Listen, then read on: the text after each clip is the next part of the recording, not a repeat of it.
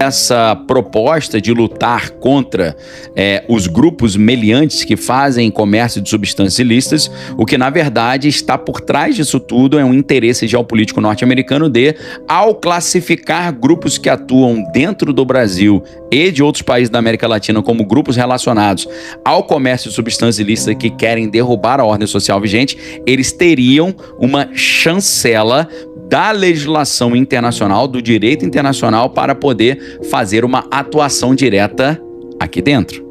É claro que você sabe que depois daquilo que aconteceu em Nova York no dia 11 do mês 9, eles encontraram um argumento favorável e um apoio popular suficiente nos Estados Unidos para partirem para cima dos países do Oriente Médio, partirem para cima dos iraquianos e dos afegãos.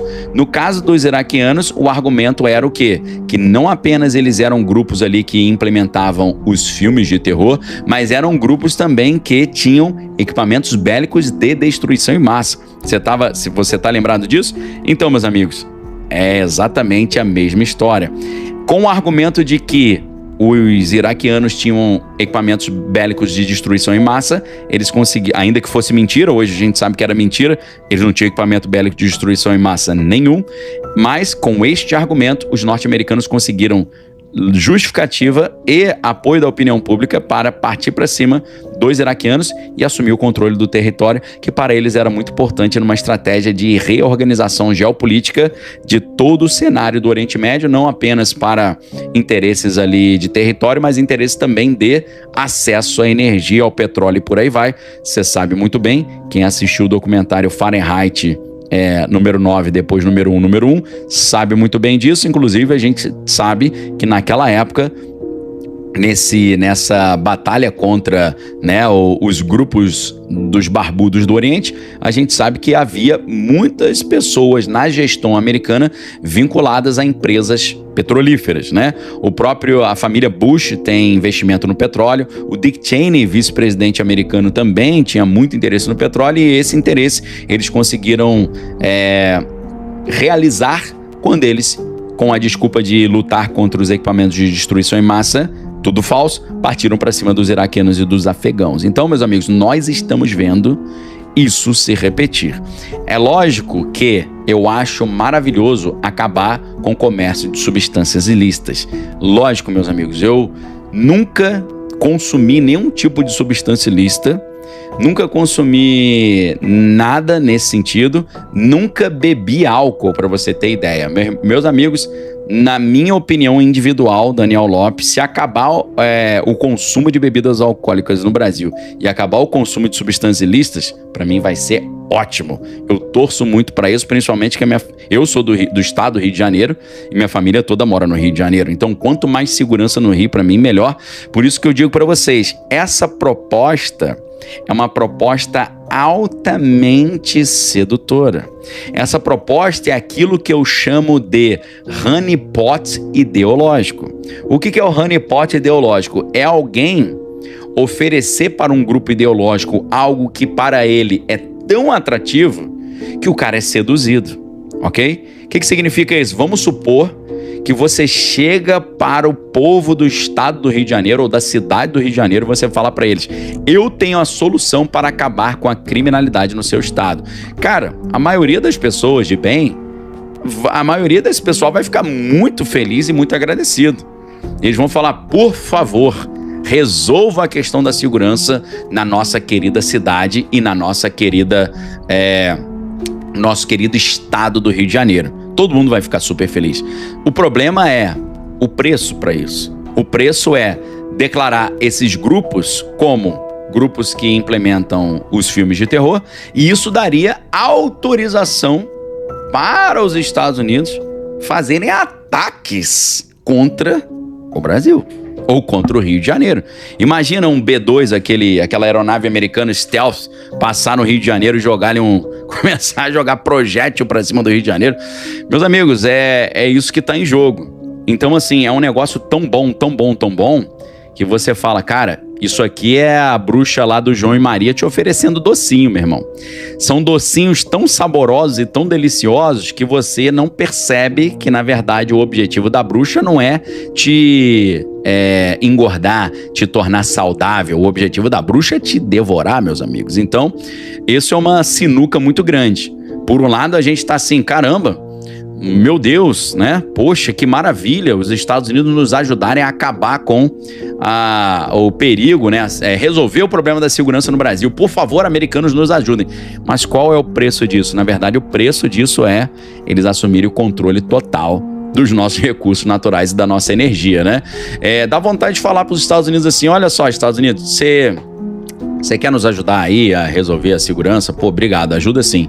Só não leva nossas paradas de graça, pelo menos paga alguma coisa, né? Levar nossas coisas de graça também não. Paga pelo menos um pouquinho aí pro nosso nióbio, pro nosso grafite, o nosso grafeno, né? As nossas terras raras, tá? Só não leva de graça. Deixa um trocado aí, ajuda um pouquinho as comunidades lá que estão precisando de ajuda, né? Não só resolve o problema da segurança e leva tudo, não. Pelo menos paga alguma coisa, ok? Dá vontade de falar isso, tá? E aí, meus amigos, é exatamente isso. Nós estamos diante de mais um honeypot ideológico. É uma coisa que é tão sedutora, mas tão sedutora que a gente fala, meu irmão, não quero nem saber qual vai ser o preço disso. Pode resolver a segurança e leva tudo que você quiser. Esse é o objetivo, meus amigos, mas o problema é muito mais complexo e profundo e complicado do que você possa imaginar. Isso aqui é urgente. Alexandre de Moraes criou um novo inquérito do final do mundo e adivinha só quem é que está na mira. Aqui na DPF das favelas, foi uma decisão unânime do Supremo Tribunal Federal e no seu artigo 14... Gente, uma decisão com artigo, parece lei. Decisão para decidir caso concreto, decisão judicial. Quem faz lei é o Congresso Nacional. Isso já mostra o ativismo do STF. Segue aí, ó. Diz o seguinte, que a Polícia Federal deve investigar indícios concretos de crime de repercussão interestadual e internacional e que exijam repressão uniforme, bem como garantir equipe e dedicação exclusiva com a finalidade de atuação permanente. Vocês entenderam, pessoal? Alexandre de Moraes já é o relator da DPF das favelas, ele pegou para ele.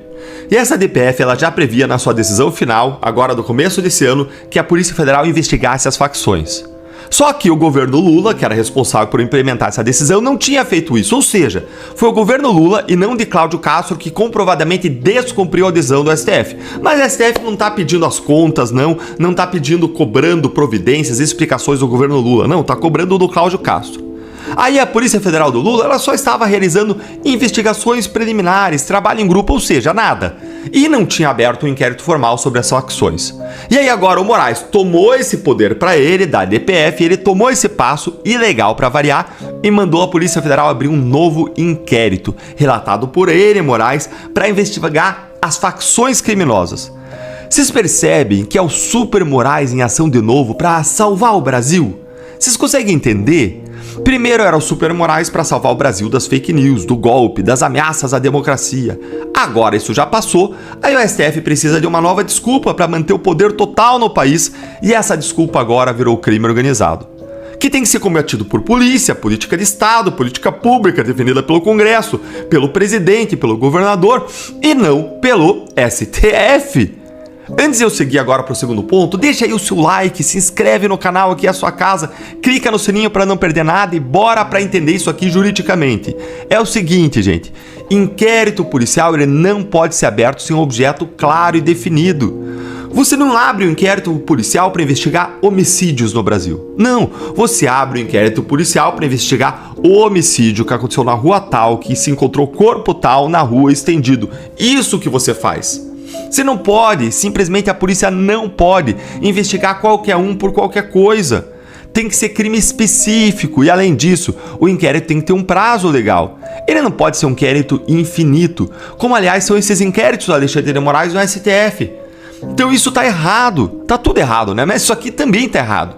Inclusive, sabe quem que gosta de trancar inquérito policial que dura muito tempo? Adivinhe, quando se trata dos seus amigos, é o Supremo Tribunal Federal. Olha aqui essa notícia comigo. Gilmar Mendes tranca inquérito contra Aécio Neves por Caixa 2 de 2014. Ministro compreendeu que houve excesso de prazo na investigação, hein? Ela tinha sido instalada em 2020. Olha aí, ó, 2020.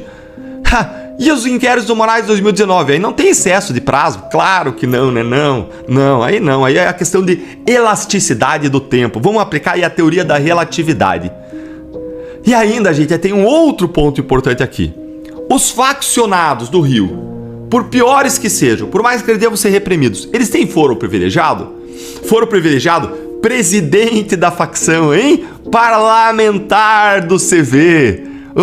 Foro privilegiado? Governador do PCC. Gente, obviamente que eu não tô aqui fazendo uma defesa deles. Não é isso, eles que têm que ir pra cadeia. Mas o ponto que eu quero mostrar pra vocês é que o STF tá claramente abrindo um novo inquérito pra investigar pessoas sem foro privilegiado, algo que eles não têm competência pra fazer. E isso mostra como há um objetivo político por trás. Quer manter o Moraes no comando de um inquérito superpoderoso, eterno, infinito, outro inquérito do fim do mundo. E presta atenção nisso aqui, ó. Moraes quer que a Polícia Federal faça outro tipo de investigação. Ele quer que a Polícia Federal foque, olha aqui, ó, um inquérito com duas frentes que ele quer que ela foque em esquemas de lavagem de dinheiro de facções e milícias e infiltração de organizações criminosas no poder público. Você tá entendendo aonde que ele quer chegar? Você sabe o que isso significa? Que Moraes e o STF vão poder direcionar esse novo inquérito e toda a sua artilharia para os políticos de direita quando eles quiserem. Agora, com as acusações deles fazerem parte de organizações criminosas. Rio de Janeiro, hein? Políticos do Rio. Você acha que é para atingir aqueles políticos do PT, do PSOL ou ministros que entram nas favelas a hora que eles querem, sem qualquer risco? Possivelmente por um vínculo com o crime organizado ou com autorização do crime organizado? Ou você acha que é para focar em políticos do Rio da direita, hein? Conta aí nos comentários o que você acha pra mim. A gente sabe que existem sim políticos ligados a facções no poder. E eles têm que ser investigados, punidos, afastados, tirados do cargo. Tem que se ferrar mesmo. Mas o meu ponto aqui é como esse novo inquérito do fim do mundo vai poder ser usado como um instrumento de poder do tribunal contra inimigos políticos do próprio Moraes e do STF. E isso significa a direita. O que está acontecendo agora é muito sério, é muito grave. São mais de 6 anos que a gente está sob regime de censura e de terror de Moraes, debaixo daquele inquérito das fake news que não acabou, e Moraes acabou de arrumar um brinquedo novo. Um novo super inquérito para continuar a controlar tudo e todos, inclusive mesmo depois de ser sancionado pela lei Magnitsky como um violador de direitos humanos. Nós estamos entrando em uma era sombria da política brasileira, e se a direita não se organizar para enfrentar esses abusos, essas ilegalidades, inconstitucionalidades, isso nunca vai passar.